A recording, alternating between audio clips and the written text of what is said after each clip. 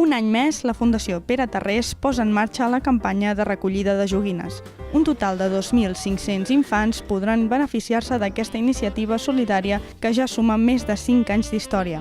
La col·laboració de les empreses i els particulars és important perquè els centres socioeducatius adherits a la Fundació puguin dur a terme la seva acció social, com és el cas de l'Associació Juvenil Barnabites de Sant Adrià del Besòs, que ha anat a la Fundació a recollir les joguines que tenien reservades per a ells.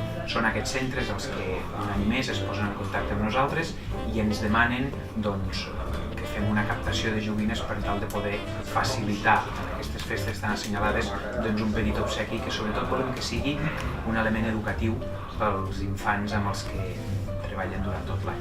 L'element educatiu és un dels objectius principals que acompanyen aquestes joguines, com pot ser material escolar o llibres.